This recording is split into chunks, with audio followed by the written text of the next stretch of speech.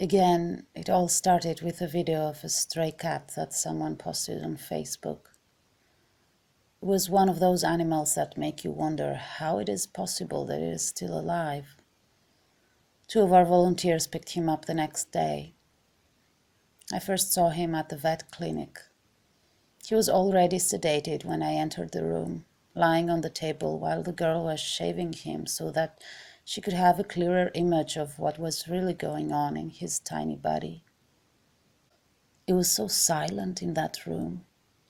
All you could hear was the noise from the electric shaver as we kept watching this precious little soul with our stomachs tied in knots.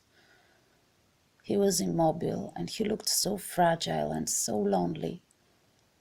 Apart from his bad eye, his broken leg, his mutilated tail, the dermatological problems and the starvation, he also suffered from FIV, and his immune system, already weakened, was struggling to fight off everything that was wrong with him.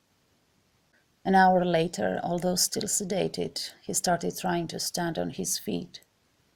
That's all he knew so far, making it on his own, without help from anyone. When we posted about him on our Facebook page, someone commented that this little one has an iron soul, so we named him Iron. We put him in a crate in the cattery. It only took him a couple of days to turn from a wild feral cat to a loving, tender boy. Iron craved for human attention. He kept complaining every time he saw any of us around, asking in his own way that we open the door and pet him. Powder was in the crate next to him, also very sick and just as amazing, and those two enjoyed each other's company so much that every time we would let them loose, they just walked around side by side as if they belonged together. A couple of weeks later, we prepared a room just for the two of them. There was no reason to keep them apart anymore. Both of them were infected with FIV, and they had made it very clear how much they needed to be together. They say that male cats can never get along. Neither Iron nor Powder were neutered. Their health did not allow them to undergo any kind of surgery, so I don't know what it was that made them need each other so much. They did everything together. They would sleep together, eat together. Iron looked so tiny next to Powder. If you didn't know that they were both males, you would think that it's a mother cat nursing its fragile little kitten. We knew how much Iron loved to sunbathe, so we built a small throne for him right in front of the window.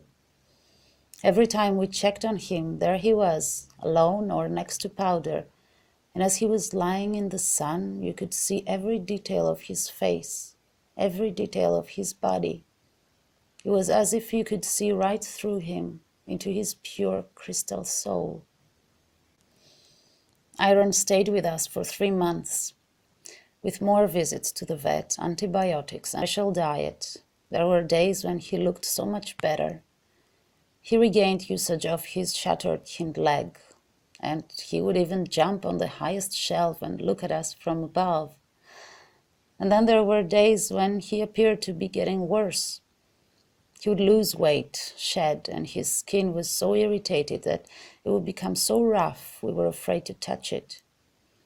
There were days when he would follow you around the room, meowing and demanding a cuddle, and days when he wouldn't leave his spot next to the window, no matter what was going on around him. By mid-April, Iron started closing into himself. He was always a tiny cat, but suddenly he started looking even smaller. He started losing weight, and his beautiful gray fur never grew back. Every day he would spend more time alone in his favorite spot under the sun, less time with us or with Powder. No matter what happened in his room, whether volunteers or other cats were coming or going, Iron would not leave his spot. He wouldn't even check around to see what was going on. I saw him for the last time on April 25. His room was busier than ever, with Hope running around, Powder following me everywhere, and Morgan recovering in the crate. But Iron didn't even turn around to see who it was at the door. He was in his throne, looking out the window and facing the sun the entire time I was there, as if he couldn't decide if he wanted to sleep or stay awake. I wanted to hug him so much, but he looked so lost in his own world that I didn't dare disturb him. The next morning, on April 26, Iron fell asleep there, in the arms of the morning sun, and never woke up. So maybe he was gazing out that window, trying to decide when the right time would be for him to fly away.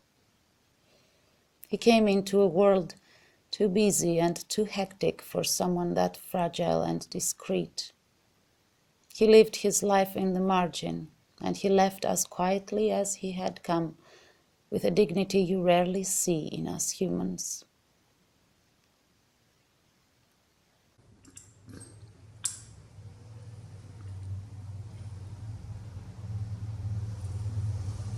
Iron,